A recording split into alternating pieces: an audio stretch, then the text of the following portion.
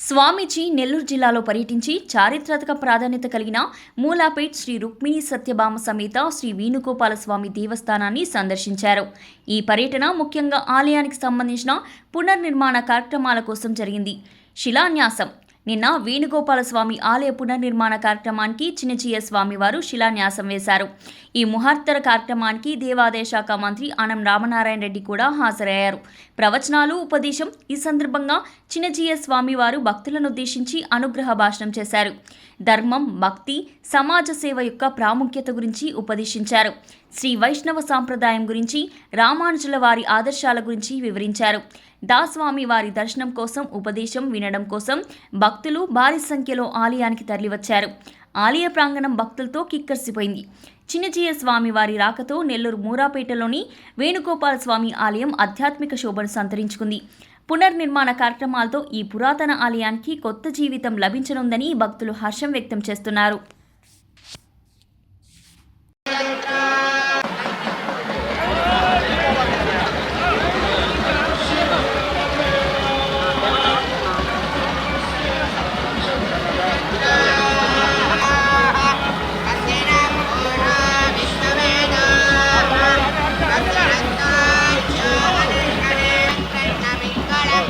మధు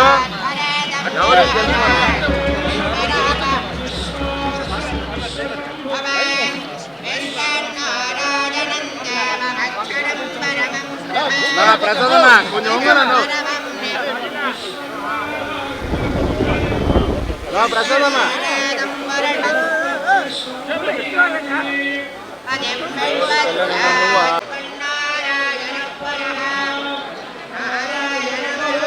ప్రసాదమా మీ class వస్తుంది.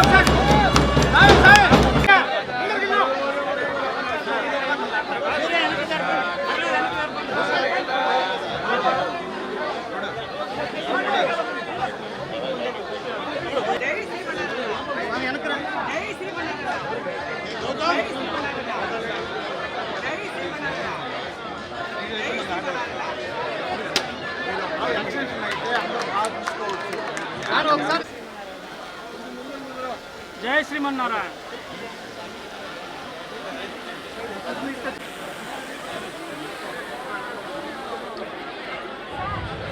ఏర్పాటు చేసినటువంటి సన్నిధి దాని యొక్క వైభవానికి తగ్గట్టుగా అది వెలుగొందాలి అనేటటువంటి ఒక పవిత్ర సంకల్పం దీనికి కారణం అని మేము అనుకుంటాం.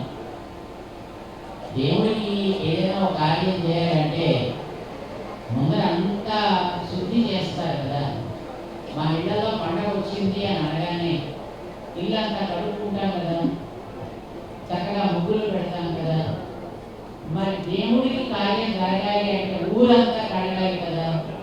మరి మీరు ఎవరు చేయలేదు కదా. అందుకోసం ప్రకృతే స్వయంగా నేనే ఈ పని చేసి పెడతాను అన్నట్టుగా చక్కగా మొత్తం మన ప్రాంగణాన్ని, ప్రాంతాన్ని మండలాన్ని, మా జిల్లానే కాకుండా మొత్తం రాష్ట్రాన్ని అంతటిని కూడా కడిగి శుద్ధి చేసి పెట్టింది. మంచిగా కార్యక్రమం జరిగింది. చాలా ఆనందంగా ఉంది. ఈ ప్రాచీనమైనటువంటి ఈ వేణుగోపాల స్వామి వారి ఆలయం సర్వాంగ సుందరంగా మహానుభావులైనటువంటి పెద్దలు నిర్మాణం చేయించి పెట్టారు. మేము లోపలి దాకా బాలాలయంలో ఉండేటటువంటి స్వామిని దర్శనం చేశాం. భగవన్మూర్తులు అతి సుందరమైనటువంటి మూర్తులు. పరివారం అందరితోటి కూడా పరిపూర్ణంగా ఉన్నారు. ఇక్కడ ఈ సన్నిధిలో ఆళ్వార్లతోటి ఆచార్యులతోటి కూడా అంటే ఎంతో వైభవంగా ఈ ప్రాంతానికి అందరికీ శుభం జరగాలి అనేటటువంటి సత్సంకల్పంతో ఈ ఫౌండర్స్, ఈ పాలక మండలి ఏర్పాటు చేసినటువంటి ఫౌండర్స్ అలా దీన్ని ఏర్పాటు చేసి పెట్టారు. తర్వాత కాలంలో ఉన్నటువంటి మార్పులను బట్టి ఆలయానికి ఉండేటువంటి స్థానం కాస్త సంకోచం చెందినప్పటికీ కూడా తిరిగి మళ్ళీ ఆ ప్రాచీన వైభవం తేవాలి అనే సంకల్పం పాలక మండలికి, మన మంత్రివర్యులైనటువంటి శ్రీమా రామనారాయణ రెడ్డి గారికి కూడా అది కలగడం, పెద్ద ఏర్పాటు చేసినటువంటి విధానంలో కొరత ఏర్పడకూడదు. That was the concern. గతంలో 2 సార్లు కలిసినప్పుడు కూడా వారు అయ్యా మా పెద్దలు ఈ ఆలయానికి నిర్మాణ సమయంగా సాగేటట్టుగా 5 కుటుంబాలను ఏర్పాటు చేసి పెట్టారు. పరంపరగా ఈ ఆలయపు సేవ అది ప్రజలకు అందించేటటువంటి అనుగ్రహం ఇవి కొనసాగాలి. ఇది మా యొక్క ఆకాంక్ష.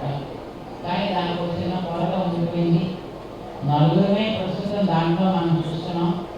మా 5వ స్థానం కూడా దాంట్లో పరిపూర్ణంగా ఏర్పడి ఉంటే మాకు మనస్సుకి నిండుగా ఉంటుంది అని వారు ఎప్పటి నుంచో కలగంటున్నారు.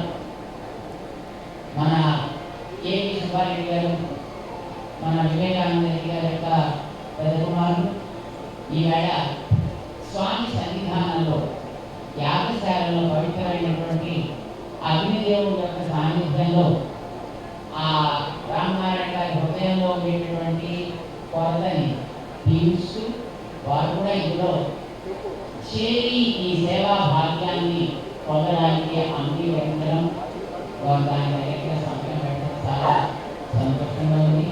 మేము వారికి అనేక మంగళాశాసనాలు చేస్తున్నాం. పెద్దలు సంకల్పించిన సంకల్పాన్ని కొనసాగించగలగడమే మనం చేసేటటువంటి గొప్ప సేవ. ఈవేళ మనం కొత్తగా ఏదో క్రియేట్ చేసి ఏదో ఒక సృష్టి చేసి పెద్ద కొత్త ఆలయాన్ని నిర్మాణం చేయాల్సినటువంటి అవసరం లేదు. మన పూర్వులు ఏ కొత్త అంత చక్కగా మనకి మంచి ఆలయాలని సాంప్రదాయికంగా ఉండేటట్టుగా ఏర్పాటు చేసి పెట్టారు. అయితే వ్యక్తులలో ఉండేటటువంటి అవగాహన రాహిత్యం చేత ఈ పాత ఆలయాలు ఎందుకండి ఇవన్నీ తీసుకురావడం, చక్కగా మళ్ళీ మోడర్న్గా చక్కగా కొత్తగా నిర్మాణం చేసుకుందాము, ఇలాంటి ఆలోచనలు బయలుదేరుతున్నాయి. కొత్తగా నిర్మాణం చేయడం అనేటటువంటిది ఆక్షేపణీయం అయితే ఏం కాదు. కానీ ఒక్కొక్క దేశానికి, ఒక్కొక్క రాష్ట్రానికి, ఒక్కొక్క నగరానికి లేదా ఒక్కొక్క ప్రాంతానికి ఒక్కొక్క చరిత్ర ఉంటుంది. ఉన్న చరిత్రని కొనసాగించగలగడం అనేది ఒక గొప్ప అదృష్టం. ప్రపంచంలో ఈవేళ ఏ ప్రాంతానికి, దేశానికి అతి ప్రాచీనమైనటువంటి చరిత్ర ఉందో అది చాలా గొప్పది అని అందరూ అంగీకరిస్తారు. ఎక్కడో ఫోరోస్, అక్కడ ఈజిప్షియన్స్ వాళ్ళు ఉండేటటువంటి అక్కడ పిరమిడ్స్, వీటి గురించి ఎందుకు మాట్లాడుతుంటారు అందరూ? అతి ప్రాచీనమైనది. అది 7,000 సంవత్సరాలకి పూర్వం నుంచి ఉన్నటువంటి చరిత్ర. అంటే ఒక ప్రాంతానికి దానికి ఉండేటటువంటి ప్రాచీనతను బట్టి విలువ పెరుగుతూ ఉంటుంది. ఎంత ప్రాచీనమైతే అంత గొప్ప. ఒకసారి మేము లండన్ ప్రాంతాల్లో ఉండేటప్పుడు, అయ్యా ఇక్కడ అతి ప్రాచీనమైనటువంటి చాలా పాతమైనటువంటి ఒక ప్రాంతానికి మనం తీసుకెళ్దాం, వస్తారా అని అడిగారు. మేము తప్పకుండా వస్తామని చూస్తాము. అప్పుడు అక్కడ ఉండేటటువంటి ఒక చర్చిని తీసుకువెళ్ళారు, ఒక బెసిలికా. తీసుకువెళ్ళి లోపల ఉండేటటువంటి దాన్ని చూపించారు.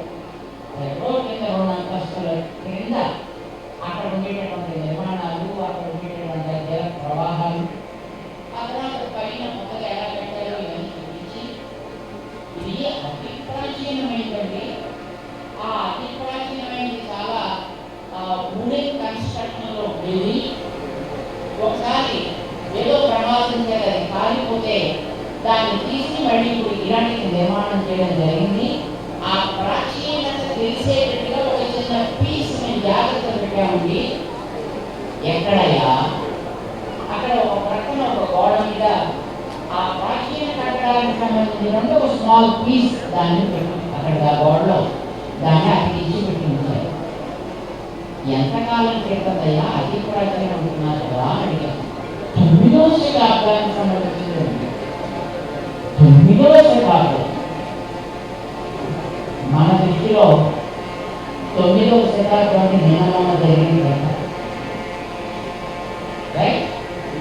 9వ శతాబ్దం అంటే ఒక 1100 ఏళ్ల క్రితం. అది ప్రాచీనం అంటే అంతకంటే ముందు ఉండేటటువంటి సుమారు 2000 సంవత్సరాలకు పూర్వం మన తెలుగు వారి యొక్క చరిత్ర ప్రారంభమైంది.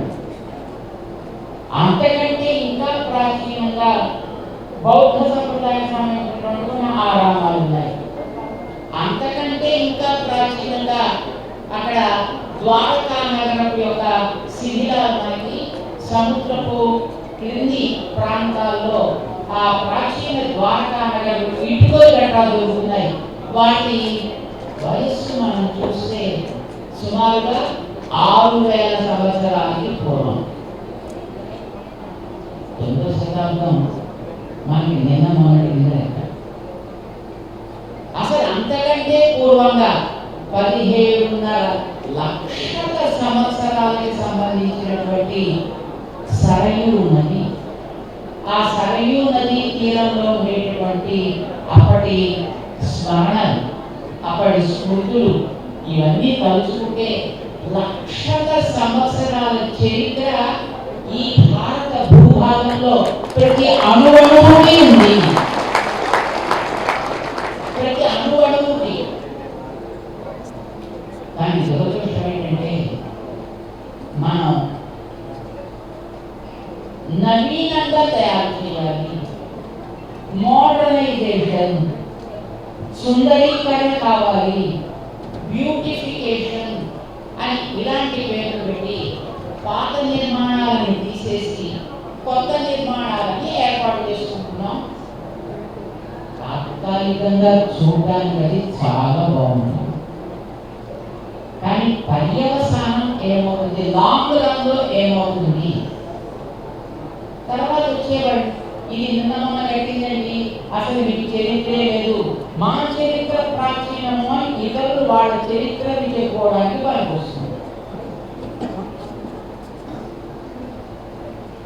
మన దేశంలో ఒక్కొక్క అడుగు, ఒక్కొక్క ఇంచ్ కొన్ని వేల సంవత్సరాల చరిత్రని చెప్పి వాటిని మనం జాగ్రత్త పెట్టుకోగలిగితే మన దేశానికి ఉండేటటువంటి చరిత్ర అతి ప్రాచీనము, లక్షలాది సంవత్సరాలది అని తెలుస్తుంది. కానీ అది తెలియకుండా చేసుకునేటటువంటి ఒక స్థితి కలుగుతోంది. అందుకోసమే ప్రాచీనంగా ఉండే ఆలయాలు మనం చూస్తే ఎక్కడో ఒక రంగనాథ ఆలయం, ఒక పద్మనాభ స్వామి ఆలయం, మరొక కేశవ స్వామి ఆలయం, మరో నరసింహస్వామి ఆలయం, ఇలాగా ఎక్కడో కొండల మీద చిన్న చిన్న గూళ్ళల్లో ఉన్నట్టుగా ఉంటాయి. అని వాటికి ఉండేటువంటి ఆస్తులు పాస్తులు ఎంత ఉండేవో మనకి తెలియదు. ఈవేళైతే ఏమీ లేవు. ఆలయం కూడా పెద్ద ఏమిటో అంత గుర్తింపు లేకుండా అయిపోయింది కనుక దాన్ని ఏదో మూలం పెట్టేసి కొత్త ఆలయాన్ని మనం కట్టేసి దాంట్లో కొత్త కొత్త దేవుళ్ళని ప్రతిష్ఠ చేసేసి ఇప్పుడు మనం హాయిగా భక్తి పెరుగుతోంది అని అంటున్నాం. భక్తి పెరగాలి కానీ అది వాపు కాకూడదు. భక్తి పెరగాలి అంటే నీకుండే చరిత్రని తెలుసుకుని నీ పెద్దలు చేసినటువంటి ఘనకార్యాలను గుర్తుపెట్టుకుని ఆ పరంపరని కొనసాగించగలిగే సౌభాగ్యం ఏర్పడితే ఆ ప్రాంతానికి ఆ ప్రాచీన చరిత్రతో ఏర్పడ్డ కనెక్టివిటీ ఉంటే ఒక పరంపరాగతమైనటువంటి సంబంధం అది ఆ ప్రాంతానికి విలువని పెంచుతుంది. శ్రీశైలానికి గొప్పదనం దేని పెట్టండి, కాళహస్తికి గొప్పదనం దేని పెట్టండి, కొండ మీద వెంకన్నకి గొప్పదనం దేని పెట్టండి, కావేరి మధ్యలో ఉండే రంగనాథుడికి గొప్పదనం దేని పెట్టండి, అక్కడ ఉండేటటువంటి బ్యూటిఫుల్ కన్స్ట్రక్షన్స్ బట్టి అక్కడ ఉండేటటువంటి ప్రాచీన చరిత్రని బట్టి దానికి ఒక ఘనత, దానికి ఒక విలువ కూడా ఏర్పడుతుంది. బహుశా మీ అందరికీ తెలుసు అనుకుంటా. ఇప్పుడు మనకి ఏదో 5 రూపాయల బిళ్ళలు, 10 రూపాయల బిళ్ళలు, 20 రూపాయల బిళ్ళలు ఉన్నాయి. ఆ బిళ్ళ విలువ 20 రూపాయలు తెలుస్తుంది, 20 రూపాయల బిళ్ళ అంటే. కానీ ఎప్పుడో ఈస్ట్ ఇండియా కంపెనీ వాళ్ళు 1817లోనో లేదు 1827లోనో వారు వేసినటువంటి ఒక అణ, దాని ఒక అణ అని ఉంటుందండి. దాని మీద లక్ష్మీదేవి బొమ్మ ఉంటుంది, గణపతి బొమ్మ ఉంటుంది, రామచంద్రుడి బొమ్మ ఉంటుంది, ఆంజనేయ స్వామి బొమ్మ ఉంటుంది. ఎప్పుడో వాళ్ళకి ఈస్ట్ ఇండియా కంపెనీ వాళ్ళు వేసిందండి. అది అణ కాయిన్. కానీ దాన్ని మనం బయట పెడితే దాని విలువ గుర్తించినటువంటి వ్యక్తులు దానికి లక్షల రూపాయలు తీసుకుంటారు. దేని బట్టి విలువ? కాయిన్ బట్టి కాదు, దానికి ఉండే ప్రాచీనతని బట్టి, దానికి ఉండే చరిత్రని బట్టి దానికి విలువ. అది ఒక కాయిన్ ఉంటుంది, ఒక రాగి ఉంటుంది, ఒక మెట్టు ఉంటుంది, ఒక కర్ర ఉంటుంది.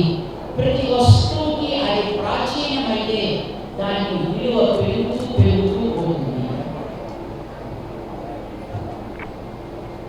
ఇలా మన మూలపేటలో ఉండేటువంటి వేణుగోపాల స్వామి ఆలయానికి ఒక ప్రాచీన చరిత్ర మా పెద్దలు ఇచ్చారు.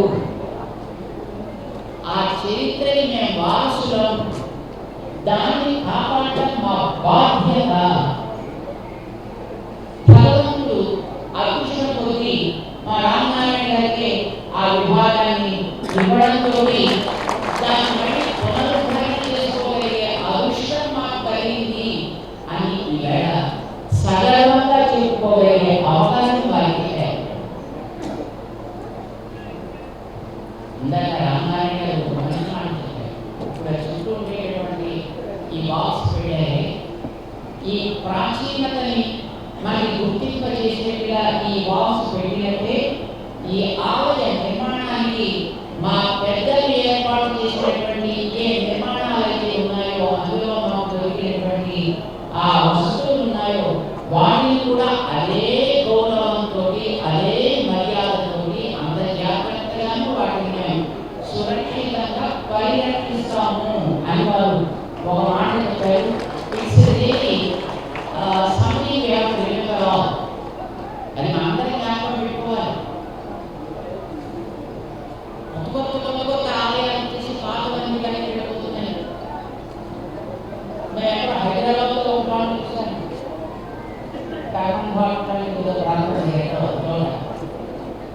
రామదాసు గారు అక్కడ కొంతకాలం ఉన్నటువంటి ఒక రామాలయం బాగా పాత ఆలయం. ఆ ఆలయానికి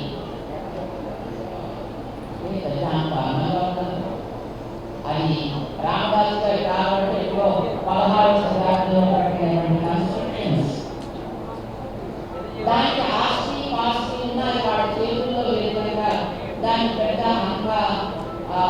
సుందరంగా అలంకరణ చేసి ఆకర్షకంగా తీర్చిదిద్దగలిగే అవకాశం అక్కడ ఉండేవాడికి లేకపోవడం చేత ఎవరో కొంతమంది వచ్చి వాళ్ళకి నచ్చినటువంటి ఏదో ఒక దేవతను అక్కడ పెట్టి దానికి బ్రహ్మాండమైనటువంటి అలంకరణ చేసి అది మెయిన్ కూడా అయిపోయింది. ఈ రామదాస్ గారి చరిత్ర